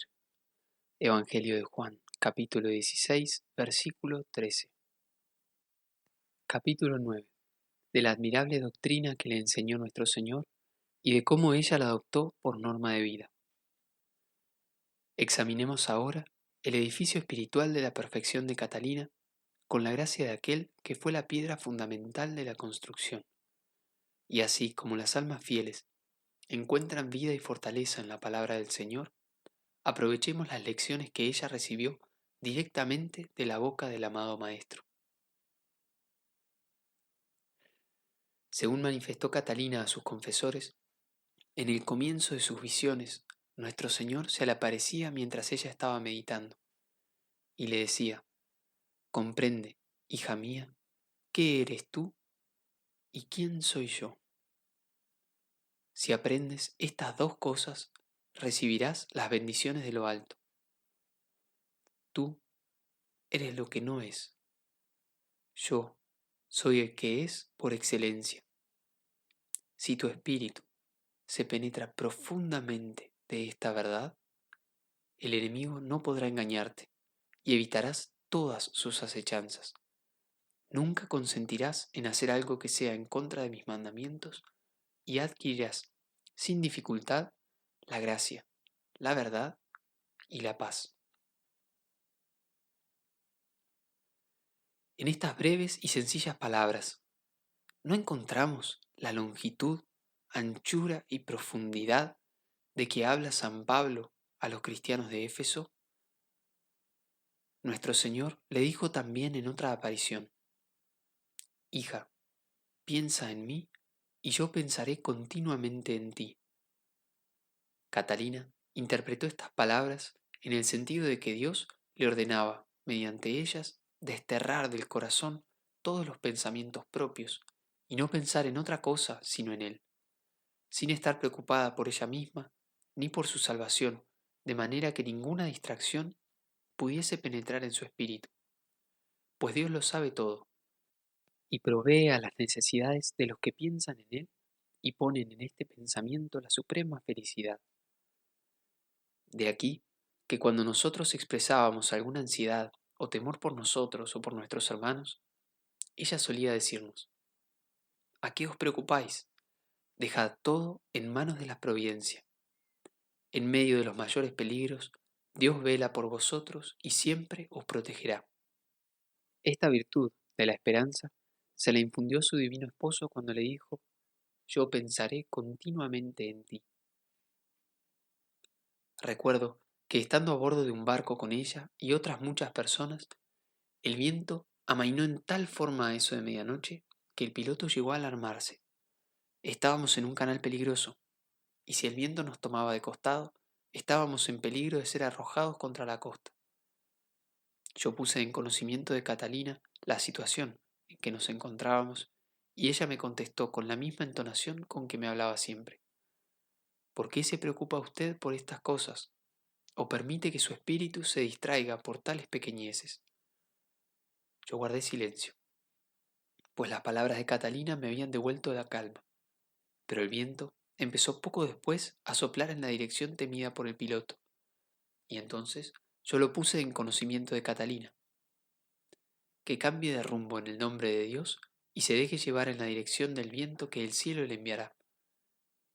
El piloto obedeció y retrocedimos, pero ella oró, con la cabeza inclinada hacia adelante, y apenas habríamos recorrido una distancia equivalente a un tiro de arco cuando el viento cambió en forma favorable. Así pudimos llegar a puerto a la hora de maitines. Esta anécdota de la vida de Catalina no debía figurar aquí, pues interrumpe el orden cronológico, pero la relato porque sirve para el fin que me propongo. Efectivamente, cualquiera que reflexione verá que la segunda verdad fluye como consecuencia de la primera. Si un alma reconoce que en sí misma no es nada y que existe solamente por Dios, no confiará en sí misma para cualquier clase de acción, sino en la intervención divina tan solo.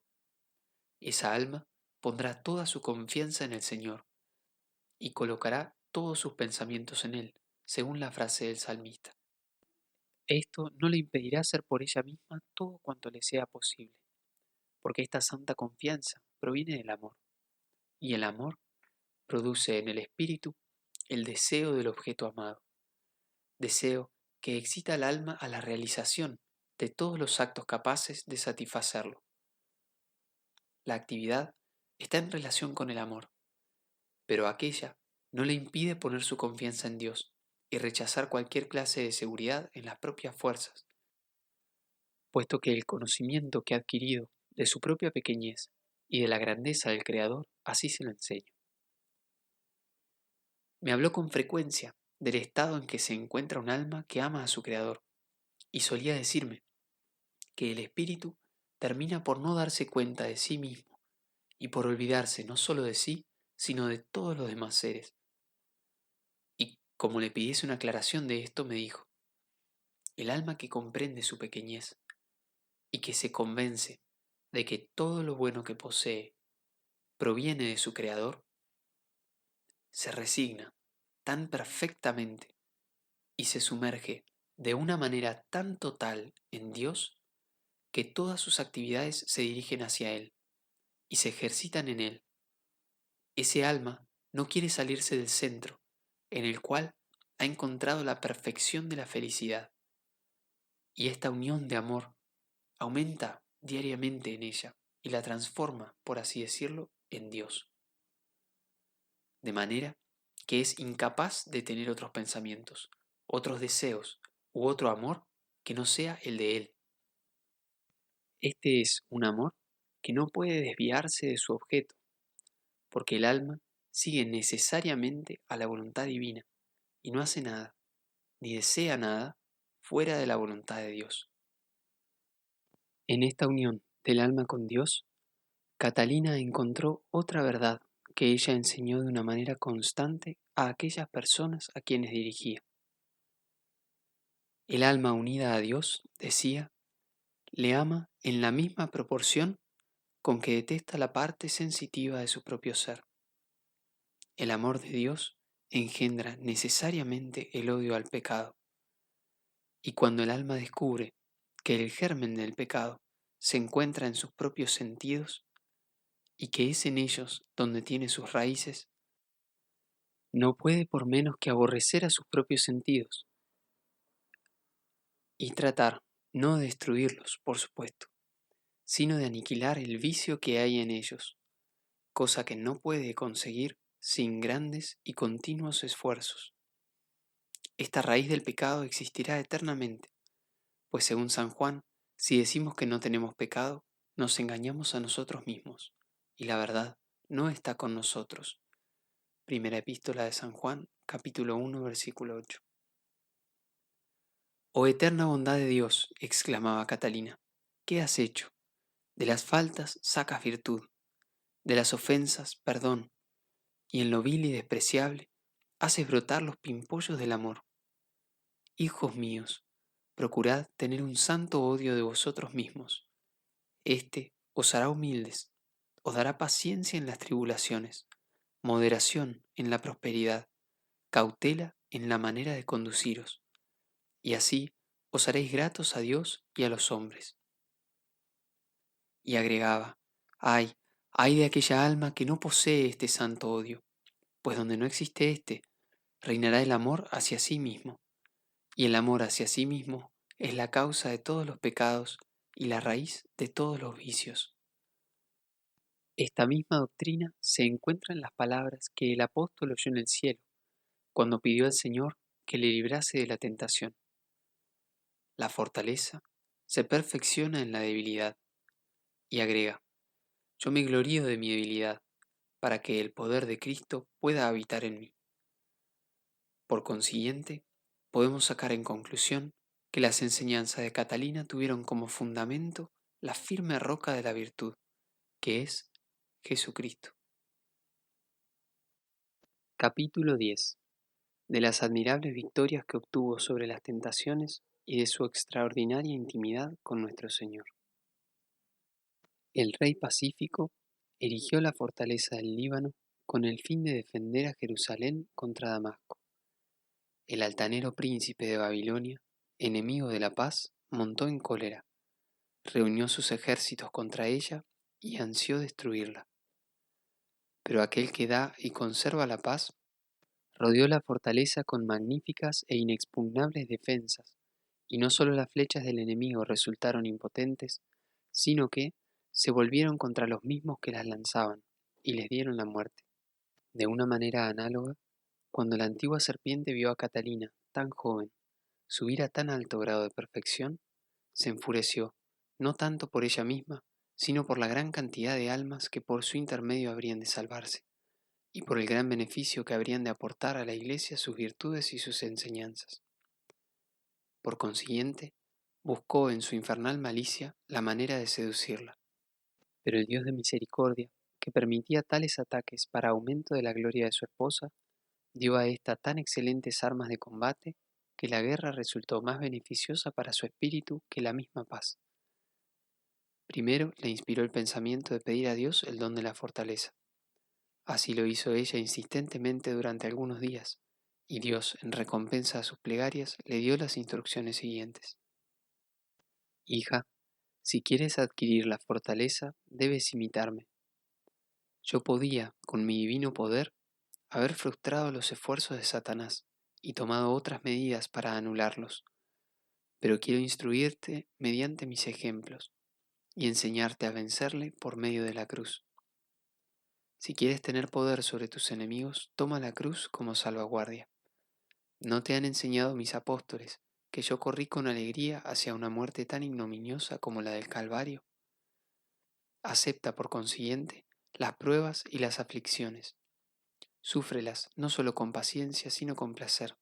Son tesoros duraderos, pues cuanto más sufras por mí, más te parecerás a mí. Y de acuerdo con las enseñanzas del apóstol, cuanto más te parezcas a mí en los sufrimientos, más cerca estarás de mí en la gracia y en la gloria. Considera, por consiguiente, mi amada hija, en atención a mí, las cosas amargas como si fuesen dulces, y ten la seguridad de que tu fortaleza acrecerá siempre. Catalina sacó tanto provecho de esta lección que posteriormente a ella sufrió las más duras pruebas con tanta alegría que, según me confesó, nada le servía de tanto consuelo como las penas y las aflicciones.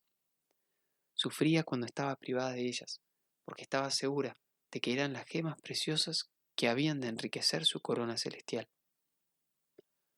Cuando el Dios de los cielos y de la tierra hubo provisto de tales armas a la que estaba predestinada a defender su causa, permitió que el enemigo avanzase y asaltase la fortaleza. El demonio la atacó por todas partes e hizo esfuerzos terribles por derribarla. Comenzó por las tentaciones más humillantes y las presentó delante de su imaginación no solo durante el sueño, sino por medio de excitantes fantasmas que desfilaban ante sus ojos y oídos, atormentándola de 1000 distintas maneras. Estos combates son horribles de describir, pero la victoria que le siguió debe ser una fuente de alegría para las almas puras. Catalina combatió valerosamente contra sí misma, mortificando su carne con una cadena de hierro que le hacía derramar sangre en abundancia. También aumentó las vigilias hasta el extremo de privarse prácticamente del sueño. Sus enemigos se negaron a retirarse, tomando la apariencia de personas que la compadecían y aconsejaban. Pobre criatura, le decían, ¿por qué te torturas tan inútilmente? ¿Por qué pones en práctica semejantes mortificaciones? En el caso de que puedas seguir practicando esa vida, ¿no comprendes que estás destruyendo tu cuerpo y haciéndote, por consiguiente, culpable del pecado de suicidio? Es necesario que renuncies a esas locuras, de lo contrario, serás una víctima de ellas. Todavía puedes disfrutar del mundo, eres joven y estás todavía a tiempo para que tu cuerpo recupere las energías perdidas. Tú deseas agradar a Dios, pero recuerda que hubo muchas santas casadas, como Sara, Rebeca, Lía y Raquel. No es una imprudencia el que hayas elegido un género de vida en el cual no puedes perseverar. A todos estos razonamientos, Catalina opuso la oración y con respecto a la perseverancia se limitaba a contestar: confío en el poder del Señor, no en el mío. El demonio no pudo conseguir más. Con respecto a esta clase de tentaciones, ella dio una regla que es: con el enemigo no debe discutirse nunca, porque él tiene gran confianza en vencernos con la sutileza de sus razonamientos. Viéndose vencido, Satanás dejó a un lado los argumentos y adoptó un nuevo método de ataque, que consistía en perseguirla con sus aullidos e invitarla a tomar parte en sus abominaciones. En vano cerraba ella ojos y oídos, no le era posible apartar de sí esos horribles espectros. Y para colmo de su aflicción, su divino esposo, que continuamente la visitaba para confortarla, parecía haberla abandonado, dejándola sin ayuda, visible ni invisible. De aquí que su espíritu estuviese sumido en profunda melancolía, aunque esto no era óbice para que cesase en sus austeridades ni en la práctica de la oración mental. A propósito de esto, dio la siguiente regla a las almas a quienes servía de guía espiritual. Cuando el espíritu cristiano se da cuenta de que disminuye su fervor a consecuencia de alguna falta o de alguna tentación permitida por la providencia, debe continuar sus ejercicios espirituales y multiplicarlos en lugar de dejarlos o acortar su intensidad. Catalina, fiel a la inspiración del Señor, alentó un santo odio contra sí misma. Oh tú, la más vil de las criaturas, se decía, ¿eres acaso digna de recibir consuelo de alguna clase? Trae a la memoria tus pecados. Eso te hará un gran bien si quieres evitar la eterna condenación, sufriendo durante el corto transcurso de tu vida estos dolores y esta oscuridad. ¿Por qué entonces te afliges? Si consigues escapar al infierno, Jesucristo te consolará durante toda la eternidad. No es la presente alegría el motivo que te ha inducido a servirle, sino la esperanza de poseerle eternamente en el cielo. Yérguete, no abandones ninguna de tus piadosas prácticas y canta como mayor aliento las alabanzas de tu Creador. Así, con su humildad, confundió al príncipe de las tinieblas y sacó fuerzas de los principios de la sabiduría. Y como la habitación donde vivía parecía estar infestada por aquellos espíritus impuros, la dejó para permanecer todo el tiempo que le era posible en la iglesia, porque aquellas infernales obsesiones la atormentaban menos aquí. Esta prueba continuó durante varios días, hasta que, estando entregada a la oración de vuelta de la iglesia, un rayo de luz proveniente del Espíritu Santo iluminó su alma, trayendo a su memoria que poco tiempo antes había pedido al Señor el don de la fortaleza, y Dios le había indicado la manera de conseguirla. Instantáneamente comprendió entonces cuál era la causa de sus terribles tentaciones, y resolvió hacer frente a ellas con valor, hasta que fuese voluntad de su divino esposo. En aquel momento un espíritu maligno, más malicioso que los otros, le dijo: «Pobre alma miserable, ¿qué es lo que vas a tomar sobre tus hombros? Comprende que no puedes pasar toda la vida en este estado, porque nosotros te atormentaremos hasta el momento de tu muerte si no nos obedeces». Catalina, recordando el aviso que había recibido, le contestó: «He elegido el sufrimiento para consuelo mío, y no solo no me resultará penoso sufrir tales aflicciones, sino que sufriría aún mayores por el amor de Jesús y durante el tiempo que a Él le plazca».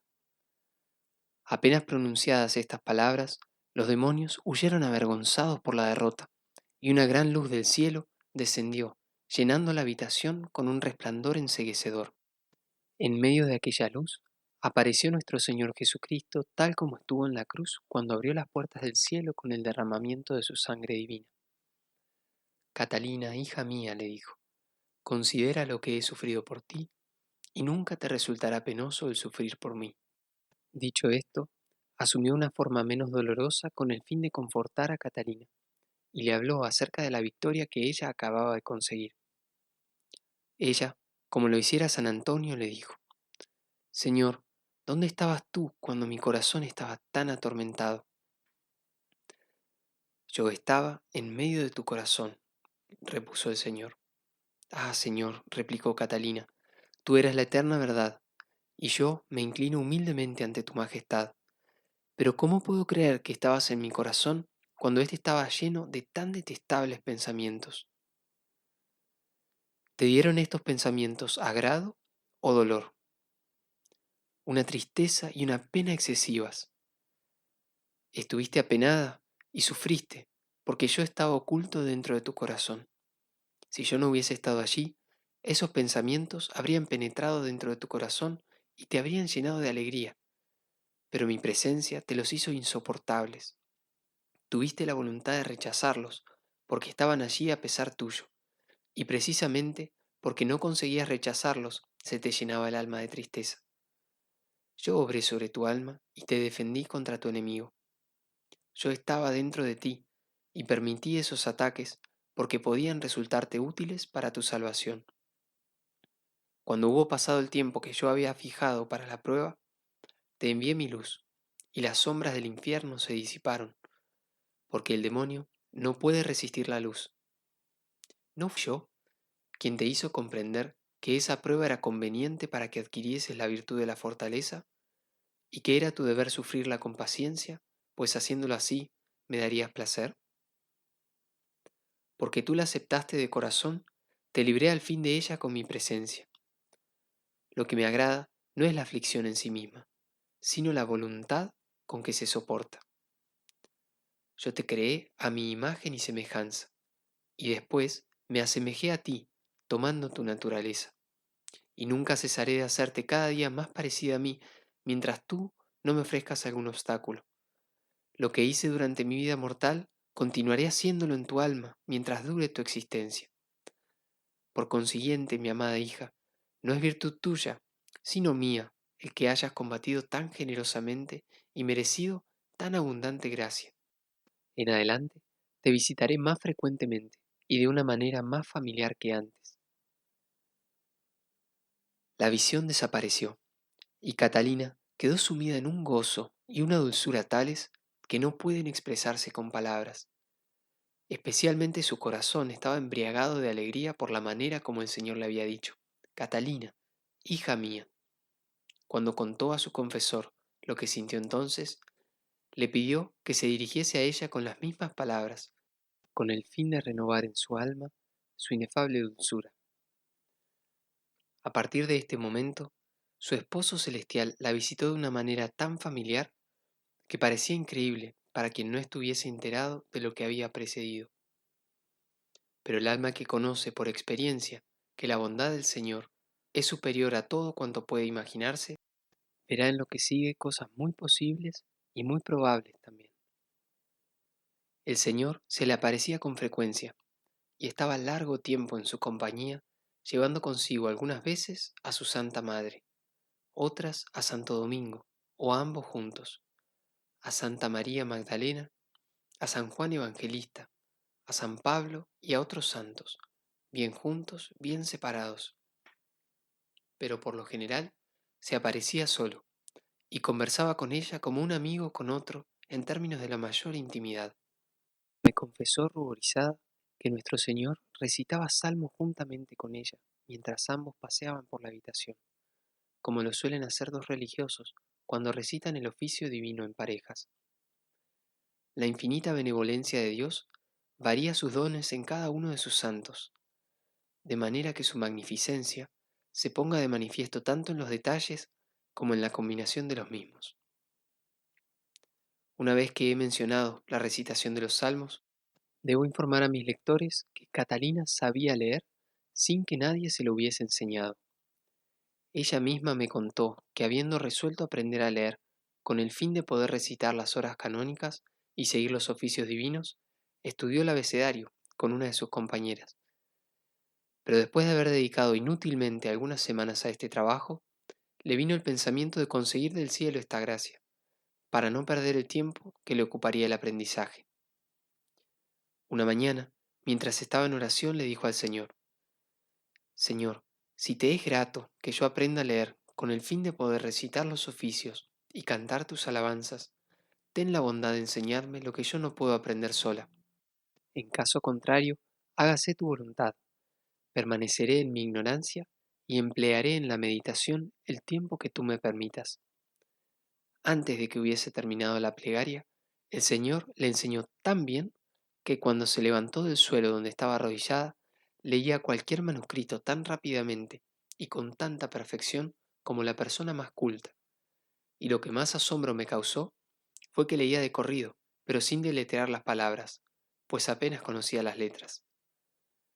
Catalina se hizo inmediatamente con un libro de horas canónicas y en él leía los salmos y todo lo que integra la composición de los oficios divinos. Era particularmente afecta a aquella frase tan frecuente en los mismos: Deus in adjunctorium meum intende. Dios mío, ven en mi auxilio. La traducía y la repetía continuamente, pero pronto hizo tales progresos en la meditación que gradualmente fue omitiendo las oraciones vocales y sus éxtasis se hicieron tan frecuentes que apenas podía recitar el Padre Nuestro sin ser arrancada de sus sentidos exteriores para sumirse en la contemplación interna de las cosas celestiales. Capítulo 11. De sus desposorios con nuestro Señor y del milagroso anillo que recibió. El alma de Catalina se enriquecía cada día más con la gracia del Salvador. Más que andar, volaba por los caminos de la virtud cuando concibió el santo deseo de llegar a un grado tan perfecto de fe que nada pudiese en adelante separarla de su divino esposo, el único a quien su corazón ansiaba complacer. En consecuencia, pidió a Dios que aumentase su fe haciéndola tan fuerte que pudiese resistir a cualquier ataque del enemigo. Nuestro Señor le contestó: Yo te desposaré conmigo en la fe. Y cada vez que renovaba su petición, recibía idéntica respuesta. Un día, cuando se aproximaba el tiempo de Cuaresma, en la época en que los cristianos celebran el carnaval, dando un loco adiós a la carne que la Iglesia está en vísperas de prohibir, Catalina se retiró a su celda para gozar allí más íntimamente de su esposo mediante el ayuno y la oración. Entonces reiteró su ruego con más fervor que nunca, y nuestro Señor le contestó: porque has renunciado al mundo, te has vedado el placer, y me tienes a mí como el único deseo de tu corazón, tengo la intención de que mientras tu familia se está regocijando en fiestas profanas, se celebren los esponsales que te han de unir más y más a mi corazón. Voy, de acuerdo con mi promesa, a desposarme contigo en la fe. Estaba hablando nuestro Señor Jesucristo cuando la Santa Virgen apareció y con la gloriosa Madre de Dios, San Juan Evangelista, el apóstol San Pablo, Santo Domingo, el fundador de la orden, y el santo profeta David tocando su arpa, de la que brotaban notas de celestial dulzura. La Virgen María tomó con su santa mano la derecha de Catalina y se la presentó a su divino Hijo, pidiéndole que se dignase desposarse con ella en la fe. El Salvador consintió con gran amor y le ofreció un anillo de oro adornado con 4 piedras preciosas y en cuyo centro brillaba un magnífico diamante. Luego él mismo lo colocó en el dedo de Catalina diciéndole: Yo, tu Creador y Redentor, me desposo contigo en la fe, y tú permanecerás pura hasta que celebremos juntos en el cielo las nupcias eternas del Cordero. Hija, ahora condúcete valerosamente, cumple sin temor las obras que mi providencia ha de confiarte. Tú estás armada con la fe y triunfarás de todos tus enemigos. La visión desapareció, pero el anillo quedó en el dedo de Catalina. Ella lo veía, aunque era invisible para los demás. Ella me lo confesó ruborizándose, y agregó que siempre lo tenía consigo y que nunca se cansaba de admirarlo. Hubo anteriormente una Catalina, reina y mártir, quien después de haber recibido el bautismo, se desposó con nuestro Señor. Aquí tenemos a una segunda, quien después de muchas victorias ganadas sobre la carne y el demonio, celebró también sus bodas con Jesucristo. Admiremos las bellezas de este anillo y meditemos sobre su misterioso significado. ¿Qué cosa hay más fuerte que el diamante? Esta piedra resiste a todo por su gran dureza y penetra en el interior de la mayoría de los cuerpos sólidos.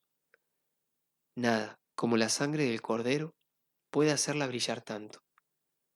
De una manera análoga, el corazón fiel triunfa sobre todas las dificultades por la fortaleza, y solamente se rinde a la sangre de nuestro Señor Jesucristo. Las 4 piedras preciosas simbolizan las 4 clases de pureza practicadas por Catalina: pureza de intención, pureza de pensamiento, pureza de palabra y pureza de obra.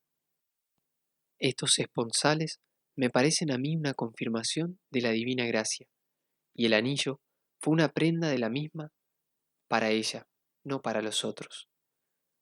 Entre las tempestades del mar de la vida, estaba destinada a salvar un gran número de almas, sin peligro para ella misma de perecer en el naufragio o en la tormenta.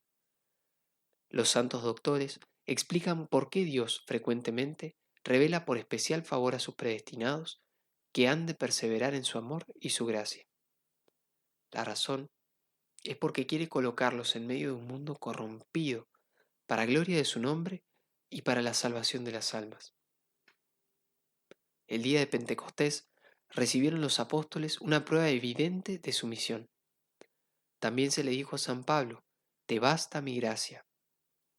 Catalina, aunque mujer, estaba destinada a ser un apóstol en el mundo y a convertir muchas almas, y por consiguiente recibió una señal sensible de la gracia con el fin de que cumpliese con mayor fervor la divina misión que se le había confiado.